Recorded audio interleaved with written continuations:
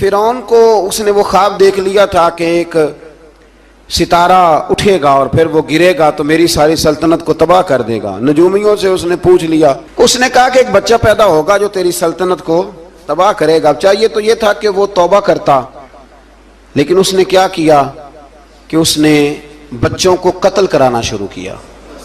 یذبحون ابناءکم، ذبح کرا دیتا تھا تمہارے بیٹوں کو، اور بچیوں کو وہ زندہ رکھتا تھا۔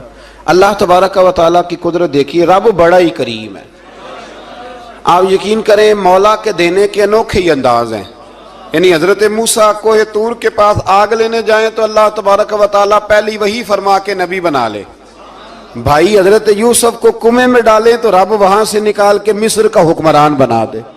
وہ بڑا ہی بے نیاز ہے۔ مولا کے دینے کے انداز بڑے ہی انوکھے ہیں، وہ بڑے انوکھے انداز میں نوازتا ہے۔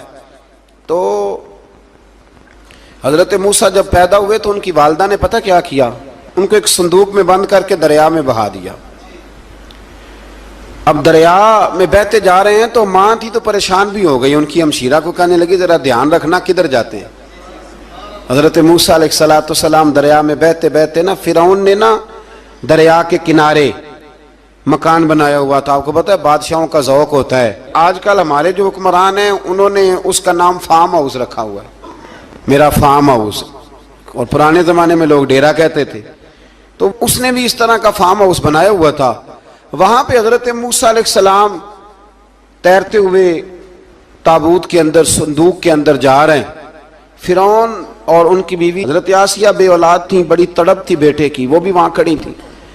صندوق تیرتا ہوا آیا تو فرعون نے کہا کہ جاؤ پکڑ کے لاؤ دیکھو کیا ہے۔ جب وہ لے کے آئے نا تو آپ کی ہمشیرہ جو نگرانی کر رہی تھی پریشان ہو گئی کہ یہ تو اس کے ہاتھ لگ گئے، یہ تو اب مار ڈالے گا۔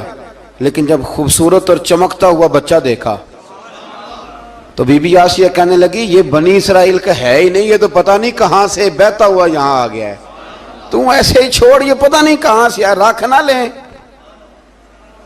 رکھ نہ لیں۔ تو حضرت موسیٰ علیہ السلام وہ کہنے لگا نہیں انہی کے ہیں، موسیٰ علیہ السلام اسی کے ہیں۔ تو آسیہ کہنے لگی تیرے تو سر پہ نا بس بھوت ہی سوار ہو گیا، ہر وقت وہی لوگ تجھے یاد رہتے ہیں، پتہ نہیں کہاں سے بہ کے آیا۔ اب رکھ لیا، مان گیا فرعون۔ آپ فرعون کے گھر میں جو اس لیے بچے مروا رہا تھا کہ میری سلطنت حضرت موسیٰ پیدا نہ ہو جائیں، تو اسی کے گھر میں پرورش پانے لگے، اسی کے گھر میں۔ اب عورتیں منگائیں گئی دودھ پلانے کے لیے، تو حضرت موسیٰ علیہ السلام کسی بی بی کا دودھ نہیں پیتے، تو آپ کی ہمشیرہ نہ وہیں دائیں بائیں گھومتی رہتی۔ تو کہنے لگی جناب آسیہ سے کہ میں ایک بی بی کو جانتی ہوں، بڑی صاف ستھری ہے، مجھے امید ہے یہ بچہ اس کا دودھ پیے گا۔ تو فرعون کہنے لگا دوڑ کے لا، تو وہ اپنی والدہ کو لے کے آئیں تو حضرت موسیٰ نے فوراً دودھ پینا شروع کر دیا۔ فرعون کو پھر تھوڑا شک ہوا۔ ایک روایت یوں بھی لکھی ہے بعض لوگوں نے کہ فرعون ایک دن اٹھایا ہوا تھا حضرت موسیٰ کی ابھی تھوڑی سی عمر تھی، تو آپ نے اس کی داڑھی پکڑ کے تو ایک گھونسا دے مارا، جلالی تو شروع سے ہے نا۔ تو کہنے لگا آسیہ تو مان نہ مان یہ بچہ وہی ہے۔ تو حضرت بی بی آسیہ کہنے لگی کہ تجھے غلط فہمی ہے، یہ وہ نہیں ہے۔ اس نے کہا دیکھو نا یہ تو اٹھاتی ہے تو پیار کرتا ہے، اور میرے جب قریب آتا ہے تو اس کے لب و لہجے میں تلخی محسوس کرتا ہوں۔ اس نے کہا بچوں کو کیا پتا۔ خیر ایک طرف اس نے کھانے پینے کی چیزیں رکھ دی، ایک طرف انگارے رکھ دیے۔ وہ بھی حضرت آسیہ کہتی ہیں کہ تجھے سمجھ آئے بچے بچے ہوتے ہیں۔ حضرت موسیٰ بچے تو تھے پر تھے تو اللہ کے نبی نا، اللہ کے نبی تھے۔ جب اس نے کہا نا یہ بچے ہیں، تو حضرت موسیٰ علیہ السلام بجائے انگاروں کی طرف جانے کے، نبی تھے وہ سیدھے کھانے پینے والی چیزوں کی طرف بڑھنے لگے۔ فرعون کہنے لگا آپ بتا۔ اللہ تعالیٰ نے حضرت جبریل کو بھیجا، انہوں نے کہا ادھر نہیں جانا آپ ادھر جائیے۔ تو آپ آگ کی طرف گئے اور ایک کوئلہ اٹھا کے زبان پہ رکھ لیا۔ تو آسیہ کہنے لگی سمجھ آئی، بچے کو کیا پتا کدھر جانا ہے کدھر نہیں جانا، اگر وہ اتنا ہی خیال ہوتا وہی بچہ ہوتا تو آگ۔ اور بعض مفسرین نے لکھا ہے یہ جو حضرت موسیٰ دعا مانگتے تھے نا رب اشرح لی صدری ویسر لی امری، یہ وہ آگ کا انگارہ جب کوئلہ منہ میں رکھا تھا نا تو اس کی وجہ سے زبان میں کچھ لکنت آ گئی، تو آپ دعا کرتے تھے کہ یا اللہ میری زبان کی وہ بند گرا کھول دے تاکہ میں کھل کے فرعون کے سامنے بات کر سکوں۔ وہیں حضرت موسیٰ پلنے لگے، وہیں پلے، وہیں جوان ہوئے، وہیں اللہ نے ساری دولتیں دی، بہن بھی ملی، ماں بھی ملی۔ اور سارے عزیزوں کا پیار بھی ملا.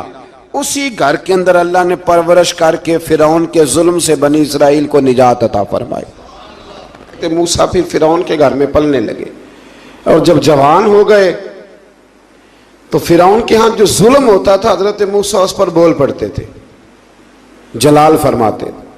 تو فرعون پھر ناراض رہنے لگا, یہاں تک کہ اس نے آپ کو نکال دیا, آپ تشریف لے گئے وہاں سے.